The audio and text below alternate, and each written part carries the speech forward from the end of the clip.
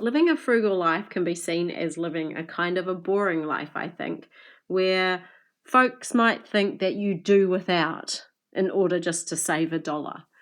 For me, frugality is not like that at all. It's so much more about being resourceful and being productive. So I don't like being a consumer. That's not something that I find fun. Every time I have to go and buy something, I kind of feel like it's a bit of a personal failing that I didn't have the knowledge or the skills or the ability, to kind of make the thing or fix the thing that I need help with. It's not that it's a terrible thing, but I feel like somehow I'm a wee bit lacking. So today I'm going to go through a ton of things that I do, both as hobbies and as just general work around the house that saves me money. Things that I do that ultimately I could pay for. I could pay for the product or I could pay for the service, but I choose to do it myself, not necessarily to save the dollars, but just because I know that as a person I grow kind of stronger and more able every time I stretch myself to do a thing for myself. So I was just kind of sitting around thinking, what do I want to do with the week ahead? And I was like, I'd really like to do some sewing. And I thought, what could I sew? And I had a look online at a few different things. And I thought, I bet you some of these things I can actually just do with what I have. So I've picked up heaps of this material just from free bins outside secondhand shops. So it's really not enough material to make, any one big thing, but it's enough material to do something with. And if I like the pattern, I buy it. Now, I'm constantly trying to go back to just like plain things so it can be a good capsule wardrobe. But I just love things with prints on them for some reason. I was just wondering here, could I make a little skirt out of that? Would it be long enough? But it's probably just a bit too short in these middle-aged years of mine to be wearing a wee skirt like that, even in summertime. So I'm going to have to think of something else to do. But I thought it's good to sit down and just go through, and see what you've got. I think that's the number one rule of frugality is, use what you've got first and then go out and buy something. So it's not about being cheap. It's not about, I don't want to buy, anything, or I don't want to spend the money. It's just, why would you spend the money when you already have something perfectly good at home? So I like to do hobbies. I'm a big hobbies person. I like to have a productive hobby, and sewing for me is a really good productive hobby. So I can get a new thing. There's actually quite a lot of that brown material, and I don't know, it's not my favorite material, but I don't hate it either. I'm definitely going to make something out of it and wear it this coming summer. I'm feeling full of energy and full of creative ideas. So I just want to kind of get in there and get stuck in and do some sewing. So these are my next 3 projects. I'm going to make some bunting, some shorty pajamas, and a skirt. And I'm off now to use my bike trailer for the very first time to do the groceries. Wish me luck.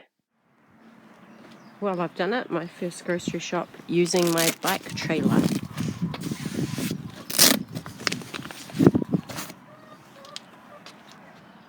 There it is, all stacked in.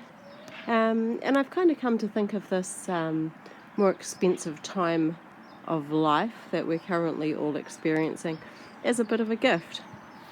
Because what it's doing is helping me get back into a rhythm that I'm more comfortable with, in that I'm riding my bike, I'm not taking the car. I've got my bike trailer, $31. It's pretty good value for something that's probably quite a few $100s new. I'm buying less packaged foods at the supermarket because I'm thinking, I really could just bake that myself. Don't be so kind of lazy, is what I'm saying to myself. We're eating less meat. Well, the kids and my husband are eating less meat just because it's really expensive. So those are things that we like to do anyway, but when things are cheap, it's kind of easy to go for convenience. So I'm pretty happy that we've actually, having this situation, and it's making us do things a bit differently again.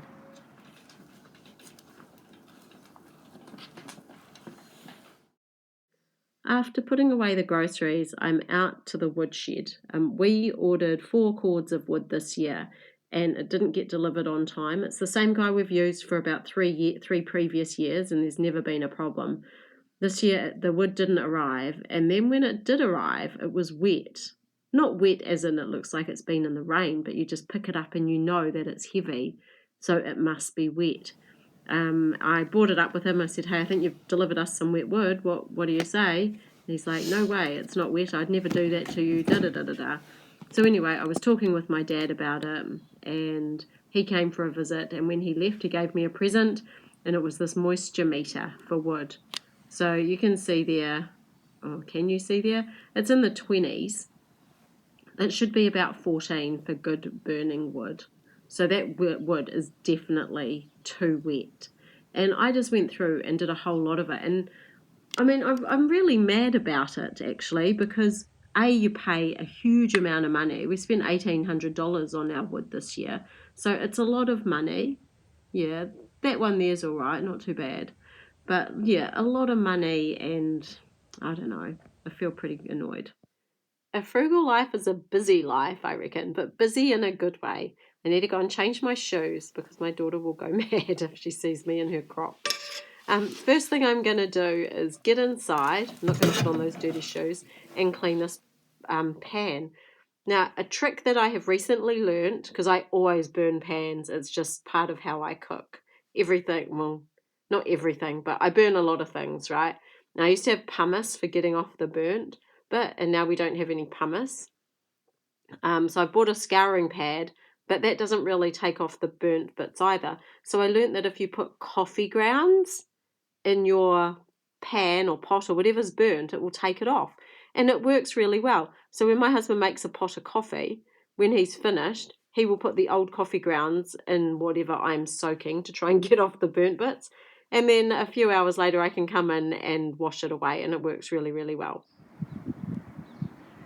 It's meant to really pour down this afternoon, so it's starting to cloud over now. And I have this pile of mulch, see over there by the wheelbarrow, and I need to move that over into the chicken coop.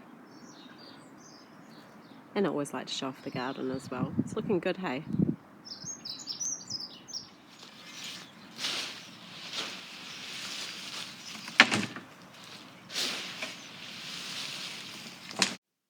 Sorry about the unflattering view. In an effort not to show my face, you're often getting my back end, so sorry in advance. I would change that if I could. These are all old leaves just from our apple trees, fruit trees, if something's blowing over the fence. So I'm going to be out here to tidy up the chicken area. It's a bit of a mess, and I need to just get the covers down on the little area where they lay, and they can seek shelter there, they just don't. They prefer to be in the trees. But it is meant to pour with rain tonight here in Ototahi. So when I say I'm going to do the chickens and kind of clean it up, I lock them outside of the chicken enclosure so they're not under my feet. They're such curious animals that they kind of follow me around like a dog in a way. So I want to do that. I am going to go through and pick up poo. So like here, I'll just scoop that up with a shovel and put it on that green thing there, and I'll just pick up as much poo as I can. I can't get all of it, but it just helps decrease, I think, the fly load come summer. That's my thinking anyway. I will top up their feeder and yeah, put down this leaf mulch, and hopefully this will be a pretty nice spot. I did put this cover out for them again just so they had another place to seek shelter. You can see there's lots of feathers around. I think one of them might be molting. But they never use it. They never go under there, but I guess I just leave it there. This is actually where they sleep, I'll show you. You can tell that they sleep there because there's tons of feathers and tons of poo. So what I do for that is I just get a shovel and shovel out that poo, and then mix it in with some dirt and just leave it. I don't take it anywhere, I just leave it here for these trees. That works quite well. So far so good. But yeah, they like to just perch on those little low branches, which I think is quite sweet. So I'm just going to have a quick look, it's just banged my head, and see if the eggs are there. Again, still not in there, but hopefully over the back. 3 eggs, that's alright. I'm just going to leave those there until I have finished doing my other work, and just have a little check behind here, because sometimes one of them lays in a funny place. Oops, there's some rubbish.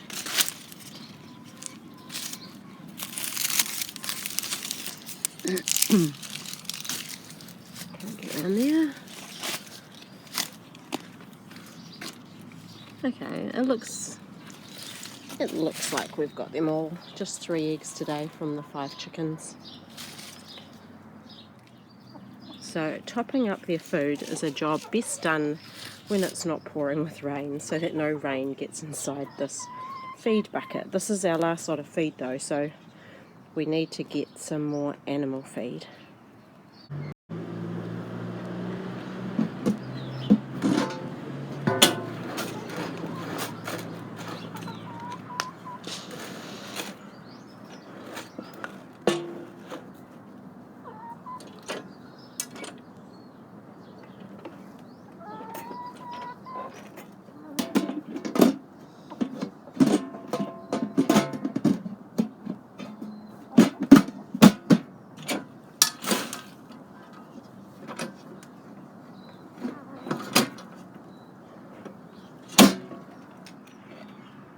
So there's still a good couple of weeks worth of food, so it's no drama. Not in, the chickens aren't going to starve, and I think they don't go through nearly as much food as maybe some other chickens, just because they have supplemental feed. Like they get our veggie scraps, and they get those nice greens every day from our next door neighbour, which they absolutely love. They absolutely love broccoli leaves, it turns out. Not so keen on silver beet. So here you go. We've still been doing the half water just to try and keep wild birds out of it. And there's my little container of bird poo, of chicken poo. Now, I don't think there's anything we can do, outside of just trying to keep the area clean and try and keep them healthy, as far as bird flu goes.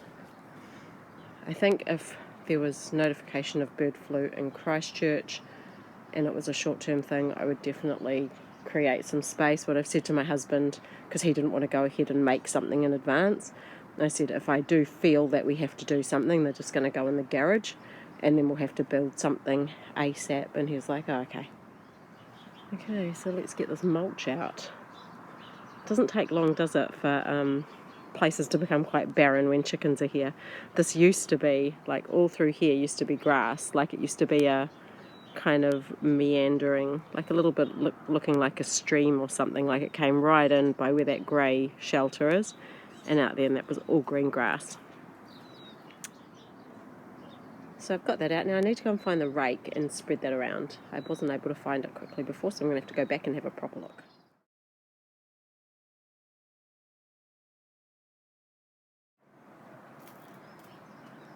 So they're protected from the rain if they wish to go in there. At least their bedding won't get wet, their nesting things and stuff. They've got, it's a pretty dense tree canopy for them, so they don't ever come out looking like, they've gone through the washing machine or anything. The leaf mulch has been spread in this, area. It's not the whole thing. Next year what I might do is actually collect all the leaves from the park and stuff and use that to mulch in here. That would be quite a good idea, but didn't think of that in advance. I filled up their water. I just change it, so this end one is the one I've just filled up, so I'll use the oldest one first. Look, they will love scratching around in that, and they will make that into lovely soil eventually, won't they?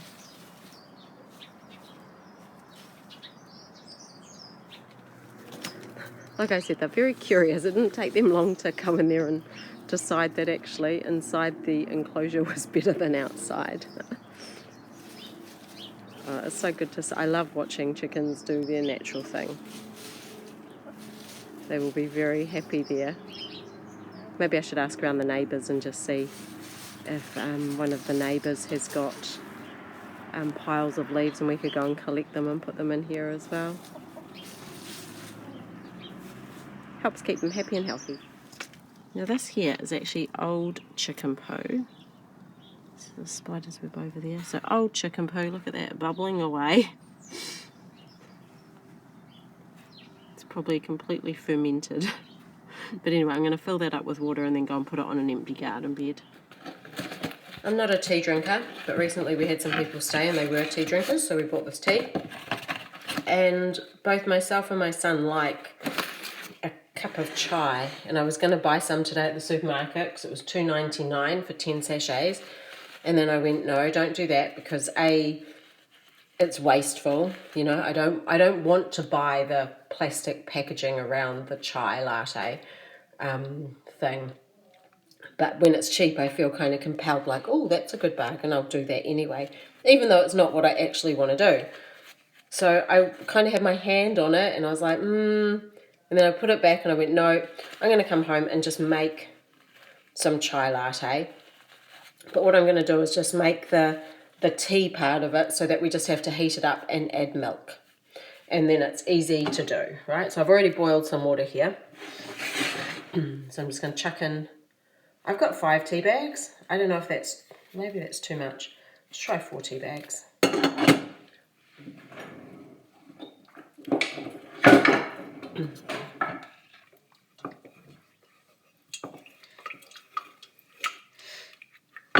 So I feel like anything I do in advance is so much more valuable. Oh, I definitely didn't even need 4 tea bags. I'm going to have to add a bit more water to that, to be honest.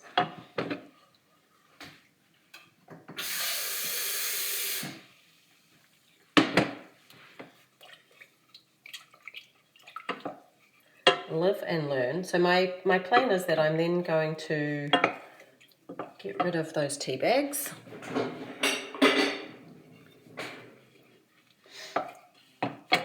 I think probably 2 tea bags would have been plenty, actually. And then I'm going to add honey and cinnamon, and then I'm just going to let that cool, put it in the fridge, and then when either myself or my son wants to have a chai latte, all we have to do is get the mixture, which will be, you know, like the liquid that'll be in a jar or something, put it on the stove and add some milk, and then we'll be done. There we go, DIY. I'm back on track. I'm feeling good. The more things I do for myself, the better I start to feel, you know, and the more motivated I am feeling kind of with the things I'm doing. So it's just one of those things that rolls on from each other, doesn't it? You know, you do more, then you feel a bit like exercise. You do exercise, you feel better, so you do more exercise. This one here, I do more DIY for myself. The more DIY I like to do, because the better I feel about life. Yeah, so chai latte.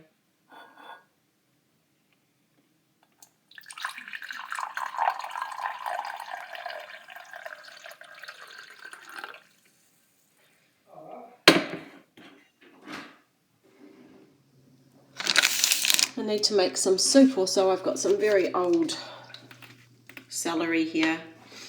I'm working this afternoon, so I want to get this done quick, smart. And then I have to go off and get some oranges. So my neighbours told me about a good deal, not too far away. Not exactly around the corner, but not too far either. So I'm going to jump on my bike and go and get my oranges. It's carrot soup that I'm making. I can't remember if I've already said that or not. So I have to head out to the garden and pick some carrots. I'm always going for the outside carrots. It's been rainy, so they're quite easy to get up out of the ground. They're kind of halfway out anyway. I'm not sure exactly how many I'll need, maybe 5 or 6. They're not like a supermarket carrot where they are, 30 centimetres long, but they're pretty decent carrots. I've grown carrots in the past that are like really weird, funky shapes. These, for the most part, are actually just like a normal, what you call like a classic carrot. It's just maybe a little bit shorter. I have a quick tidy up to do as well from a centrepiece that I made for afternoon tea one day. We ended up walking down to the fruit and veg shop, taking the dog for a walk, and we saw this in the gutter. Crazy, hey? So here we are, off to get our oranges. The ones we went for, they were 99 cents a kg. Pretty cheap, right? Can't go wrong with that. They did have some, whatever it is, I don't know, black marks on the skin, but the insides are nice. So I picked up a 99-cent Swede.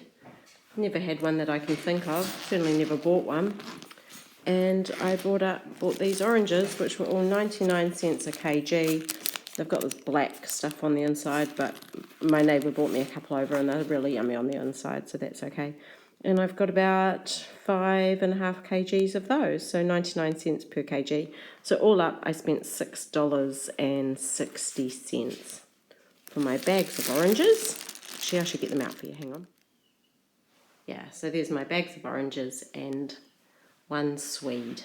I didn't know what to do with it, so I just asked the lady in the shop, what would you do with a Swede? And she said, I would cook it, mash it, and mix it with like mashed carrot. So I was like, okay, I can do that. So the chai tea has cooled down, and there's the carrot soup. So that'll be nice for the kids this afternoon after school. I've had a most productive, frugal morning. So I've made my carrot soup using the old celery. And then in here, there were a couple of bits of steak left over that no one liked, so I minced them up, and that will be rissoles for tomorrow. What else did I do? Oh yeah, I made the chai mix. And in here, we had people around in the weekend, and I had made some kiwi dip. Hang on a sec.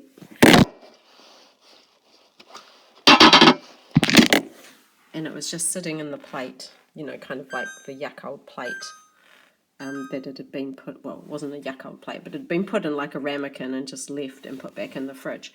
So I got the gross bits out because it kind of goes a bit crusty on the edges, put it in a new container, chopped up some carrots that were in the fridge and need to be eaten. So that can just be a really quick snack for whoever wants it. And that person might actually be me. Not right now because I'm going for a run. I have a commitment to go for a run every single day. So when I come home, before I go to work, because I do have work this afternoon, I feel like I've got an enormous amount of things done today, which is good. But before I go to work, I'll have to eat something, and that might be what I eat. So, well, it's been a very full-on 7.5 hours since I woke up till now when I'm getting ready to go to work. So it's time for me to pack up my things. I've done the garden, I've done the chickens, I've made some food, I've got some bargains, I've walked down and got my cheap oranges, so I feel like it's been a really full and productive day. So, good stuff. As always, I love to hear from you. Please drop me a comment in the comment section below. Like and subscribe if this is your thing, and I look forward to catching you guys next time. Bye for now.